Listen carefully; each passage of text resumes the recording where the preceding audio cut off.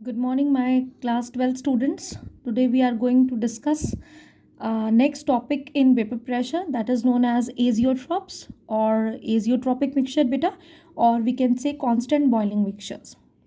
Okay. Once you get the video, just go through your NCRT book also. So it becomes very much clear what the topic is. Okay. So we'll start the azeotrops or azeotropic mixture or constant boiling mixture. Just start with the definition. The binary mixture, in the bracket I have written the liquid mixture, okay, and having the same composition in liquid and vapor phase, and that boil at constant temperature.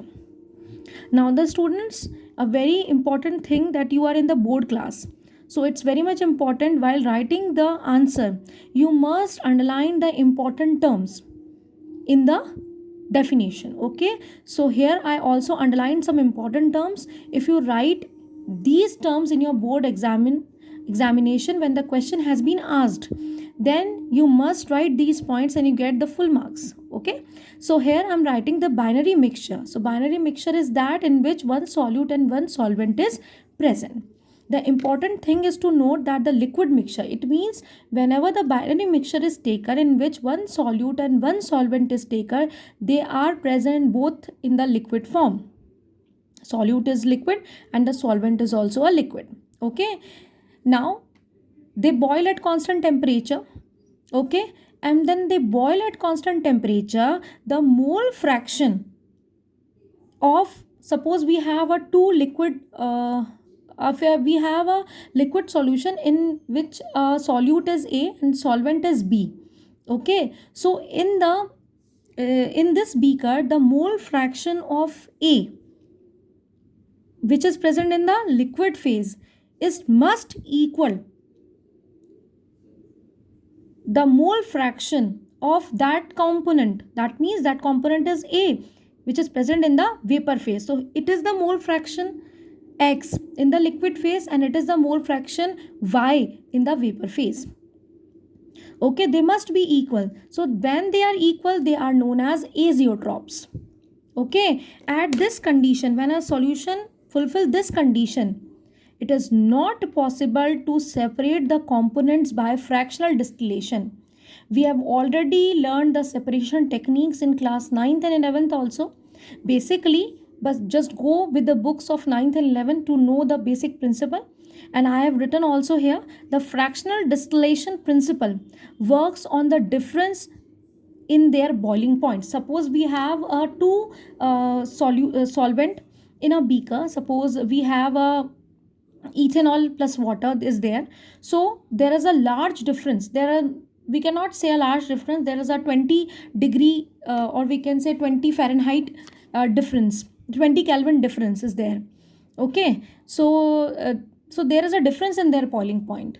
Okay, because this term is totally correlated with the boiling point, and the vapor pressure. Okay, so if the condition is this, suppose if a mole fraction of a liquid of any component is just not liquid, is not equal to the mole fraction in the vapor phase, then it is easily separate by the fractional distillation. Okay, when some solutions fulfill this condition, when X liquid is equals to Y vapor, then it's called as a azeotropic mixture. Are you all getting my point? What was I am saying to all of you? Okay, now next is types of azeotrops.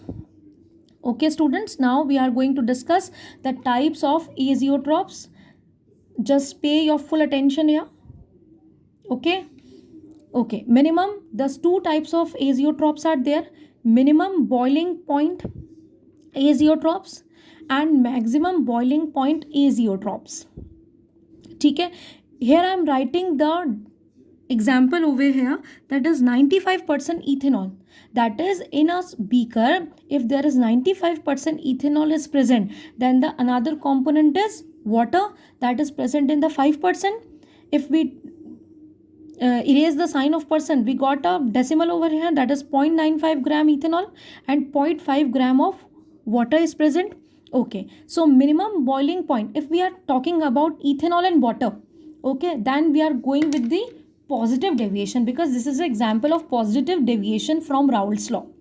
Okay, students. So which the solutions which show the positive deviation from Raoult's law, okay, they shows the minimum boiling point azeotrope. Okay, so which show large positive deviation from Raoult's law. Okay, you can see in this graph I plotted over here, you can see this is the vapor pressure and this is the mole fraction. Okay, if we are taking a beaker in which we have kept a ethanol and water, that means here water xw I am written xw, that means here is no water is present, and here is a ethanol is present, xc is equals to 1, and that up xw is equals to 1 and xc is equals to 0. Okay, so this is the graph beta, this is for the ideal solutions. Okay, when we write it here, that show the large positive deviation from Raoult's law. So this is the ideal graph. Okay, large positive, this is the positive deviation, you can see over here. Now if I have to take 95% ethanol, that means I have to take 9.95% ethanol, 0.95 gram ethanol. So there is no water, only ethanol is present here. Okay, so we'll go with there at, and we reached here. There is, when I make the volume from 5% gram, from 5 gram of water, here I show a peak point over here.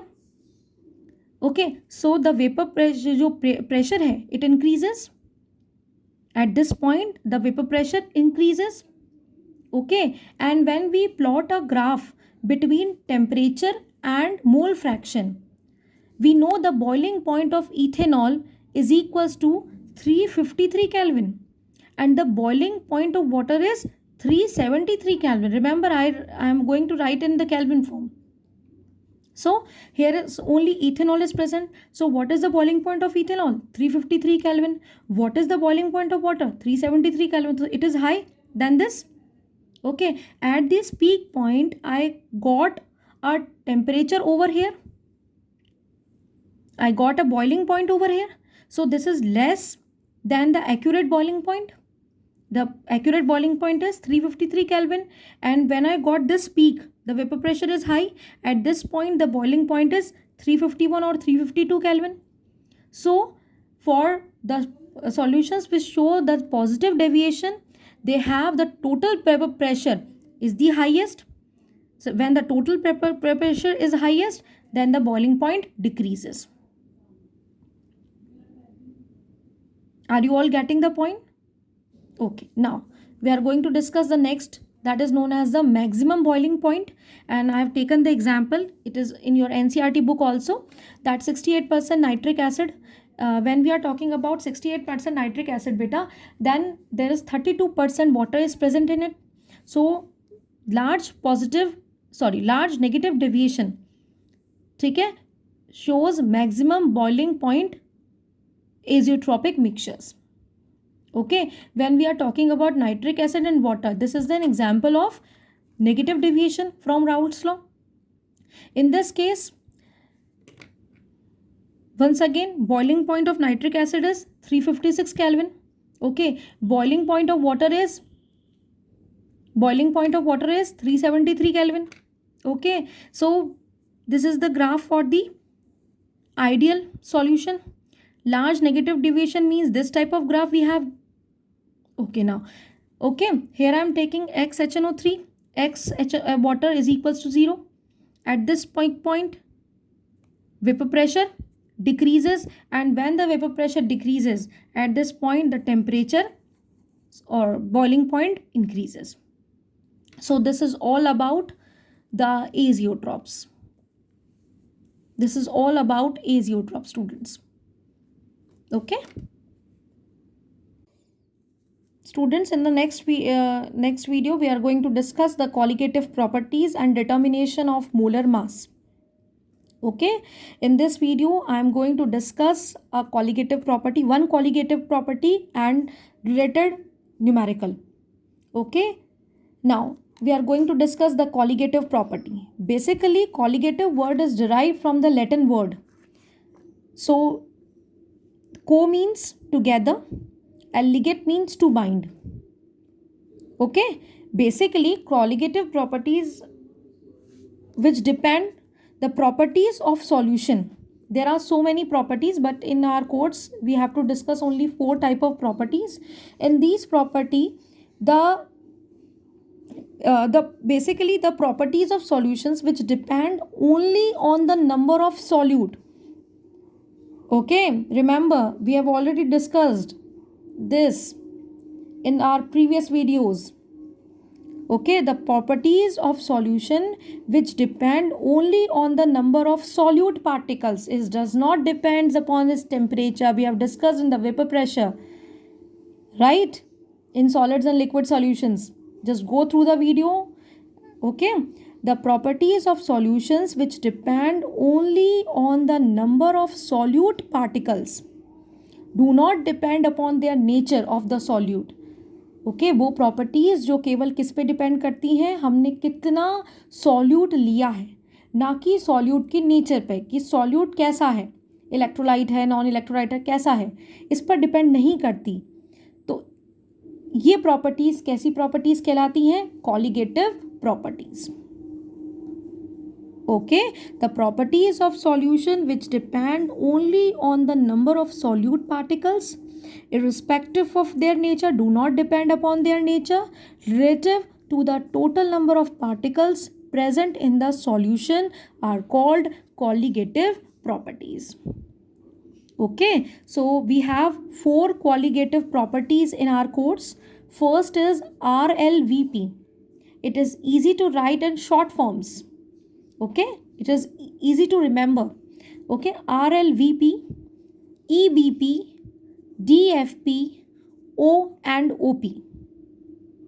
This is basically a one colligative property. Okay, so what is the full form of RLVP? Relative lowering in vapor pressure. We have already discussed the vapor pressure. Now I am going to discuss the relative lowering vapor pressure. Okay, so EBP means elevation in boiling point. DFP means depression in freezing point, and O and OP means osmosis and osmotic pressure. Okay, now first I am going to start in this video that is known as relative lowering in vapor pressure. Okay, now what is relative lowering in vapor pressure, beta? We have discussed the vapor pressure in the previous class. Okay, if I'll take a pure solvent here, okay, and a pure solvent and 1 mole of solute here, it is in the pure, in this beaker I have taken the pure solvent. Okay, in this beaker I'll take a 1 mole of solvent and 1 mole of solute. Okay, so in the previous video we have seen there is a more vapors are there, but here you can see the solute particles block the surface area of the solvent particles, so the vapors formed are very much less. What that mean? This is known as relative lowering in vapor pressure. If a solute is non-volatile, it is generally do not evaporate at the room temperature, so it block the path of the solvent particles, so we can see the less vapors over here. So basically this is known as relative lowering in vapor pressure. Okay, on adding non-volatile solute to a solvent, the vapor pressure of the solution decreases. So we can see here the less vapors over here, and when the less vapors form, that means the vapor pressure decreases. Okay, so basically lowering or vapor pressure depends only on the concentration of the solute. How much solute we are taken? We have taken the 1 mole of solute. Okay, particles, and it is independent of their identity. We don't have any correlation with its nature of the solute. We just take the amount of the solute. So this is a colligative property. Okay.